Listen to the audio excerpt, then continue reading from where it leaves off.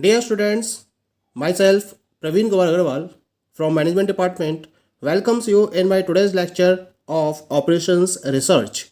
In today's lecture, we will discuss upon one of the example on LP model formulation. And this example is based on the problem of marketing. यानी कि आज के lecture में हम marketing की field के ऊपर LP model formulation को डिस्कस करेंगे कि अगर मार्केटिंग से रिलेटेड कोई प्रॉब्लम क्रिएट होती है तो उसको फॉलो करते हुए हम किस तरीके से एक LP मॉडल को फॉर्मुलेट कर सकते हैं. Let us have an example number 4. An advertising company wishes to plan and formulate an advertising campaign for 3 different media, that is television, radio and a magazine. The purpose of advertising is to reach as many potential customers as possible. The following are the results of a market study. यानी कि यहाँ question आपको दे रखा है, जो company है वो 3 different media यानी कि टेलीविजन, रेडियो और मैगजीन के रेफरेंस में अपने एडवर्टाइजिंग कैंपेन को प्लान करना चाहती है और उसको फॉर्मुलेट करना चाहती है. पर्पस क्या है उसका एडवर्टाइजिंग का कि वो अपने ज़्यादा से ज़्यादा पोटेंशियल कस्टमर्स तक पहुंचना चाहती है. और उसके रिगार्डिंग कुछ इन्फॉर्मेशन भी दे रखी है. एक मार्केट सर्वे किया गया और कुछ इन्फॉर्मेशन कलेक्ट की गई on the basis of this market सर्वे. इस मार्केट सर्वे में यहाँ जो इन्फॉर्मेशन है, यहाँ टेलीविजन को 2 पार्ट में डिवाइड कर रखा है. एक तो प्राइम डे और दूसरा है प्राइम टाइम. इसके बाद रेडियो और मैगजीन, ये 4 कैटेगरीज यहाँ प्रोवाइडेड है according to the survey. The first one is the cost of an advertising unit. Cost of an advertising unit में यहाँ पर आपको 40,000 प्राइम टाइम में टेलीविजन में दे रखी है, 75,000 प्राइम टाइम में दे रखी है, 30,000 रेडियो में दे रखी है और 15,000 मैगजीन में दे रखी है. इसके साथ साथ एक और इन्फॉर्मेशन है, that is number of potential customers reached per unit. Prime day में 4 लाख, प्राइम टाइम में 9 लाख, रेडियो में 5 लाख और मैगजीन में 2 लाख दे रखी है. ऐसे number of women customers reach per unit, यहाँ आपको प्राइम डे में 3 लाख, प्राइम टाइम में 4 लाख, रेडियो में 2 लाख और मैगजीन में 1 लाख दे रखी है. इसके साथ साथ कुछ और पर्टिकुलर इन्फॉर्मेशन भी आपको दे रखी है. क्या है ये information? The company does not want to spend more than ₹8 lakh on advertising. यानी कि 8 लाख से ज़्यादा खर्च नहीं कर सकती कंपनी एडवर्टाइजिंग पर. इसके बाद कुछ पर्टिकुलर इन्फॉर्मेशन दे रखी है. इसमें पहली इन्फॉर्मेशन दे रखी है, at least 2 million exposures take place among women. यानी कि वीमन के बीच में कम से कम 2 मिलियन एक्सपोजर्स फॉलो होने चाहिए. इसके साथ सेकंड पॉइंट दे रखा है, the cost of advertising on television be limited to ₹5 lakh. यानी कि एडवर्टाइजिंग की जो टेलीविजन पर कॉस्ट है वो 5 लाख तक लिमिटेड कर दिया उन्होंने. बोले 5 लाख से ज़्यादा खर्च नहीं करना चाहते हैं हम टेलीविजन एडवर्टाइजिंग पर. इसके बाद एक पॉइंट और दे रखा है उन्होंने, तीसरे पॉइंट में, at least 3 advertising units be bought on prime day and 2 units during prime time. यानी कि प्राइम डे में 3 एडवर्टाइजिंग यूनिट्स कम से कम परचेज करनी है इन्हें और प्राइम टाइम में 2 यूनिट्स परचेज करनी है. And the last information is given you, the number of advertising units on the radio and the magazine should each be between 5 and 10. यानी कि रेडियो और मैगजीन दोनों ही केस में जो number of advertising units bought है वो 5 और 10 के बीच में होनी चाहिए.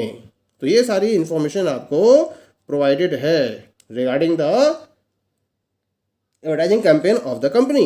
अब आपको करना क्या है यहाँ पर, formulate this problem as an LP model to maximise potential customer reach. तो कुल मिला के आपको इस दी हुई मार्केटिंग प्रॉब्लम को LP मॉडल में कन्वर्ट करना है जिससे कि आप पोटेंशियल कस्टमर रीच को मैक्सिमाइज कर पाओ.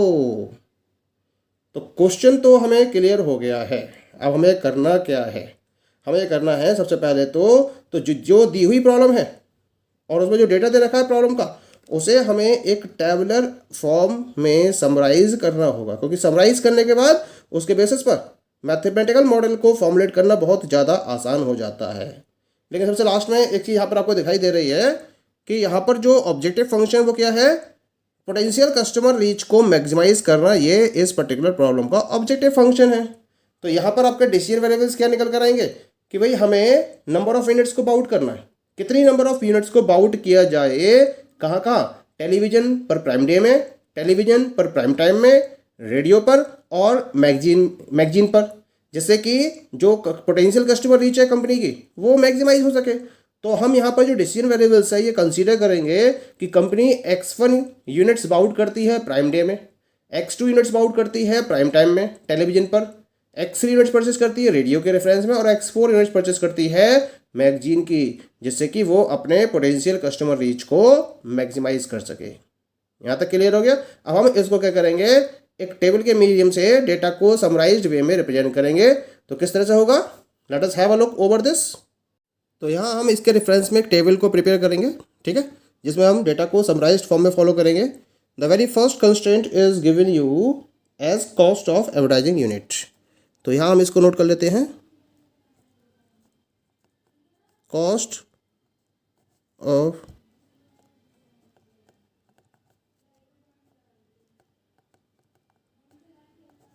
एडवर्टाइजिंग यूनिट, ठीक है। कॉस्ट ऑफ एडवर्टाइजिंग यूनिट में यहाँ आपको 40,000 प्राइम डे में दे रखी है, 75,000 प्राइम टाइम में, 30,000 रेडियो, और मैगजीन आपको दे रखी है 15,000, ठीक है।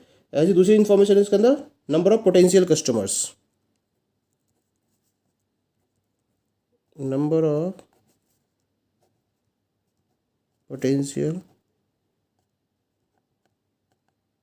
Customers reached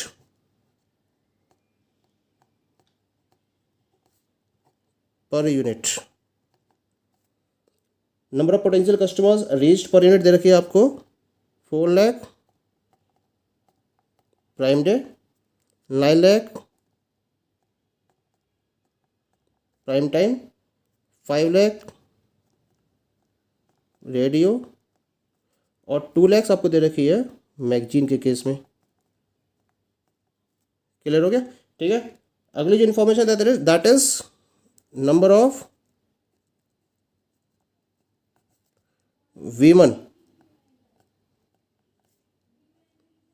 customers reached per unit, that is given you 3 lakh prime day, 4 lakh prime time, 2 lakh radio, and 1 lakh it's given you in the case of magazine, ठीक है। तो ये इन्फॉर्मेशन आपके पास अवेलेबल है। इसके साथ साथ ये दे रखा है जो कंपनी है वो 8 लाख से ज़्यादा पैसा एडवर्टाइजिंग पर खर्च नहीं करना चाहती है। तो ये टोटल अवेलेबिलिटी है एडवर्टाइजिंग पर वो कितनी दे रखी है आपको, that is given you 8 lakhs जो कॉस्ट ऑफ एडवर्टाइजिंग है। कंपनी 8 लाख से ज़्यादा खर्च नहीं करना चाहती है, दैट इज गिवन यू। इसके बाद आपको और दे रखा है कि वीमन के बीच में कम से कम 2 मिलियन एक्सपोजर होने चाहिए, ठीक है। और नंबर ऑफ वीमन कस्टमर्स आपको दे रखा है, तो टोटल अवेलेबिलिटी दे रखी है इसकी, that is given you 20 lakhs, ठीक है। 2 मिलियन का मतलब हो गया यहाँ पर 20 लाख की अवेलेबिलिटी दे रखी है। इसके साथ आपको दे रखी है कॉस्ट ऑफ एडवर्टाइजिंग टेलीविजन पर दे रखी है 5 लाख की। तो यहाँ पर एक कंस्ट्रेंट और बढ़ गया, cost of advertising on television. तो टेलीविजन के रेफरेंस में ऊपर से मैं वैल्यू को नोट कर लूँगा, 40,000 है प्राइम डे में और 75,000 है प्राइम टाइम में, और टोटल दे रखा है इसके रिगार्डिंग आपको 5 लाख। ये इन्फॉर्मेशन आपके पास अवेलेबल हो गई, 5 लाख की आपके पास टोटल वैल्यू दे रखी है इसकी। अब इसमें number of advertising units bought की बात और कर रहा है, एक और कंस्ट्रेंट आता है इसके अंदर, नंबर ऑफ एडवर्टाइजिंग यूनिट्स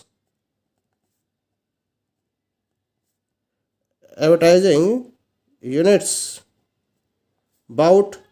तो जो नंबर ऑफ यूनिट्स बाउट की गई हैं इस केस में, देखिए यहाँ पर प्राइम डे में तो दे रखा है 3 प्राइम डे में दे रखा है 2, ठीक है। और रेडियो और मैगजीन केस में दे रखा है 5 और 10 के बीच में, तो 5 और 10, और यहाँ भी 5 और 10। टोटल अवेलेबिलिटी यहाँ भी नहीं है, टोटल अवेलेबिलिटी आपके पास यहाँ भी नहीं है, दोनों ही केस में आपके पास टोटल अवेलेबिलिटी नहीं है। तो ये सारा डेटा आपने फॉर्मुलेट कर दिया है, क्लियर है। ये तो आपके पास कंप्लीट इन्फॉर्मेशन अवेलेबल हो गई समराइज्ड फॉर्म में। अब आपको क्या करना है, यहाँ पर इसको एलपी मॉडल में फॉर्मुलेट करना है। तो एलपी मॉडल में फॉर्मुलेट करने के लिए क्या करना पड़ेगा आपको, इसे पहले तो डिसीजन वेरिएबल्स को कंसीडर करना पड़ेगा। तो डिसीजन वेरिएबल्स क्या कंसीडर करेंगे यहाँ पर हम x1, x2, x3 और x4। तो पहला हमें अब करना है हमें LP model formulation. LP model formulation में हमें क्या करना है, देखिए इसको, let us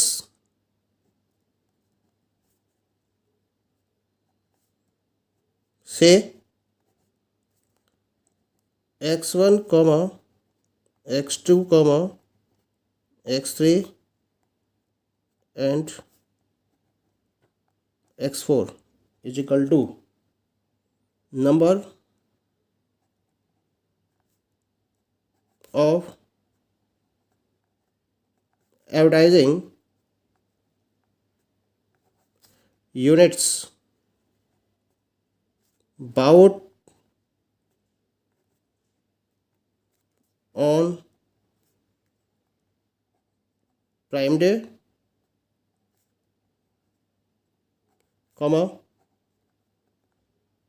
prime time, radio and magazine। That is clear. तो इतना हमने कंसीडर कर लिया कि नंबर ऑफ यूनिट्स जो है हमने प्राइम डे में x1 मान लिया, प्राइम टाइम में x2 मान लिया इसे, रेडियो के केस में x3 मान लिया और मैगजीन के केस में हमने इसे x4 कंसीडर कर लिया है। ठीक है, now we come to the objective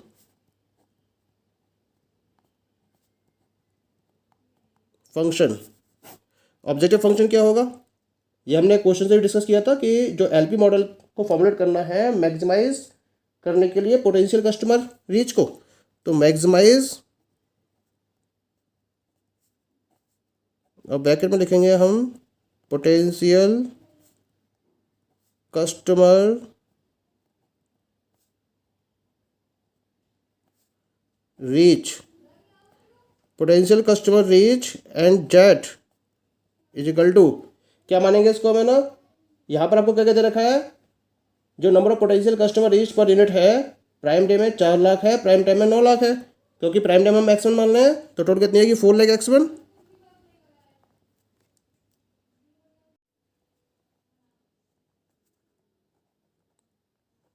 plus prime time में है आपके पास 9 लाख और इसकी है हमने मानी x2 तो टोटल हो जाएगी 9 लाख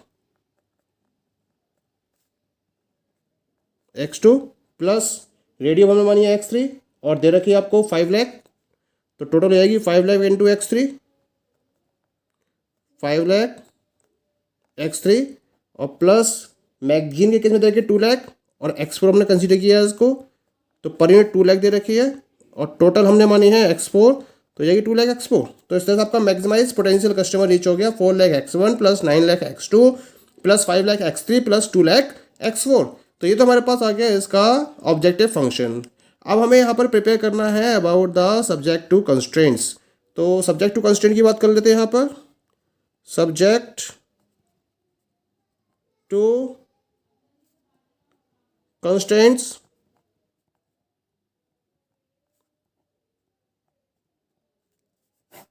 सब्जेक्ट टू कंस्ट्रेंट्स में पहला कंस्ट्रेंट लेके चलते हैं, that is in relation of cost and advertising unit. तो जो एडवर्टाइजिंग यूनिट की रिलेशन में दे रखा है आपको, वो दे रखा है प्राइम डे में 40,000, प्राइम टाइम में 75,000, रेडियो में 30,000 और मैगजीन में 15,000। तो जो और टोटल अवेलेबिलिटी भी दे रखी है इसकी 8 लाख के बराबर। ठीक है, तो इक्वेशन बन जाएगी आपकी 40,000 x1 plus 75,000 x2 plus 30,000 x3 plus 15,000 x4 and this is 8 lakh के बराबर होगी। अब बराबर होगी, लेस देन इक्वल टू होगी या मोर देन इक्वल टू होगी, ये हमें देखना है। तो 8 लाख के रिलेशन आपको क्या दे रखा है कि जो कंपनी है वो 8 लाख से ज़्यादा खर्च करना नहीं चाहती है, तो मैक्सिमम वैल्यू उसके पास 8 लाख है, 8 लाख से कम है, तो यहाँ पर जो साइन आएगा वो लेस देन इक्वल टू आएगा, क्योंकि कंपनी केवल 8 लाख तक ही खर्च करना चाहती है, इस वजह से साइन आएगा यहाँ पर लेस देन इक्वल टू का। सेकंड इक्वेशन की बात करते हैं यहाँ पर। सेकंड इक्वेशन जो आएगी वो आएगी in relation to the number of women customers. और वीमन कस्टमर्स के केस में आपको दे रखा है 3 लाख, 4 लाख, 2 लाख, 1 लाख, ऊपर जो टेबल हमने फॉर्म की थी। तो इक्वेशन बन जाएगी आपकी यहाँ पर, क्योंकि इसकी भी हमें टोटल लायबिलिटी दे रखी है 20 लाख के बराबर, तो इक्वेशन बनेगी आपकी 3 lakh x1 plus 4 lakh x2 plus 2 lakh x3 plus 1 lakh x4 और ये जाएगा 20 लाख। अब जो साइन आएगा वो क्या आना चाहिए ये देखते हैं मेरा, क्योंकि यहाँ पे क्वेश्चन में कह रहा है कि एटलीस्ट, तो एटलीस्ट का मतलब मोर देन और इक्वल टू, ये हम पहले भी डिस्कस कर चुके हैं। ठीक है, अब तीसरा कंस्ट्रेंट आपको दे रखा है, that is given you in relation of the cost of advertising on television, जो कितनी दे रखी है, प्राइम डे में 40,000 और प्राइम टाइम में 75,000। तो इक्वेशन बन जाएगी आपकी 40,000 x1 प्लस 75,000 x2, क्योंकि टोटल अवेलेबिलिटी दे रखी है, इसी से पूरी इक्वेशन बनेगी।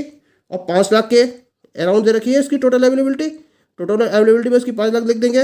अब sign less than equal to का या मोर देन इक्वल टू होगा, ये हम थ्योरी इसकी जो लाइन दे रखी है उसे डिस्कस कर लेते हैं।